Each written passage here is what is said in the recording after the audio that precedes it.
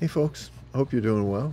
Um, Listen, we've been talking a lot about questions that we have, and I think we all have a lot of them. And last devotion, we talked about Christ being the one that kind of brings continuity into our life.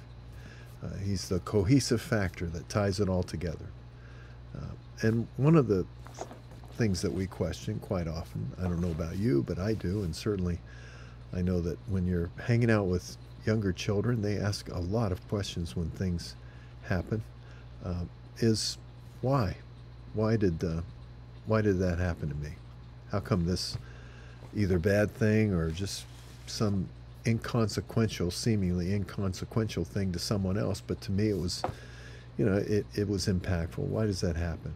And there's numerous verses that speak to this. One of the reasons why I think, for example, the Jewish people have had such a prolific testimony throughout history is because they were entrusted with the Word, and the Word of God is such a part. Just the Old Testament, let's just take that, is such a part of their heritage in their life, and even the learning of it. And the learning of it gives them a sense of understanding with regard to life itself. It gives them a basic foundation. Even in an unsaved state, just their relationship to the Word would give them a substantial sense of purpose in life. They're rightly related to the very revelation of God, the very person of God as revealed in the Old Testament. So, does it mean anything to us? It does. But think about this for a moment. We've all had bad things happen to us, and some, man, you wish you could, if you could step in and just alter it, you would. You just hate to see someone have to suffer the way that they've suffered. And there's times in our own lives when things happen and you just wonder why a person has to suffer in such a way. I know people, even in our congregation, that are suffering through, illnesses, that health issues that just simply continue to trouble them.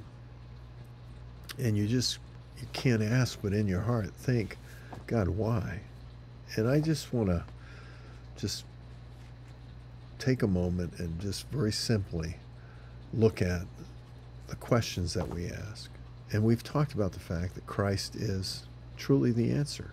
He's been very clear that our wisdom is to be found in 1 Corinthians 1:27. And it says the very same thing in Colossians chapter 2, that in him resides all the wisdom and knowledge of God. It's to be found in him.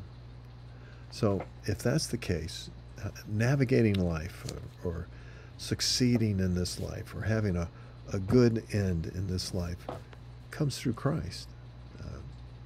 And that becomes important to us. So why do these things happen? Well, we're human, each one of us. Some display that characteristic better than others. Some display certain aspects of humanity better than others, but we're all human. And as a result of our humanity, we have a tendency to go astray. That's just our nature. We tend to get on a path that kind of deviates from the right course. That's why Jesus said, look, there's a broad way that people go there in Matthew 7. There's lots of people that find that path, but there's a narrow path, one that you can find at great expense, but it's easier, much easier to go the other way. We all do this. And what does God do for us? Well, certainly as his children, one thing that he does do is he corrects us. He redirects us. He comes alongside and he redirects us. First of all, in Isaiah 30 and verse 21, he cries out, this is the way, come on, walk in it. But what happens to those children that choose to continue on in their own way?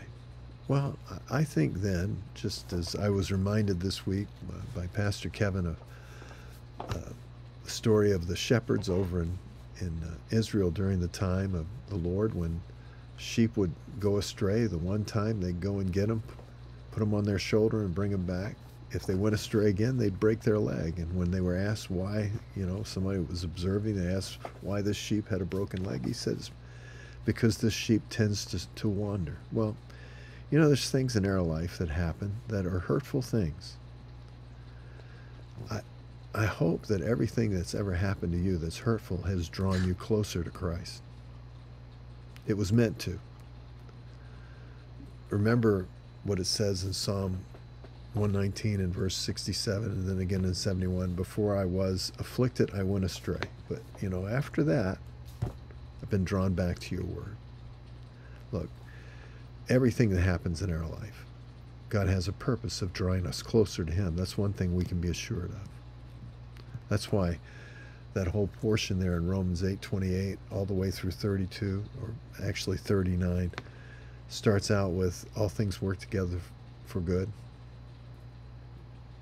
We're the ones who love him are called according to his purpose. He's conforming us to the image of Christ. Nothing can separate us from the love of God. We're more than conquerors.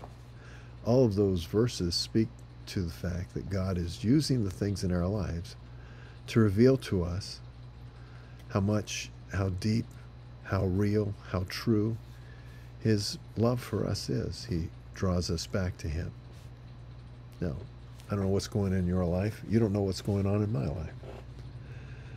And oftentimes Sue and I just sit down and talk about and think about things and just wonder. And the only conclusion we can come to is the one that I think is the only conclusion any person that knows the Lord can come to. And that is, these things are drawing me closer to him.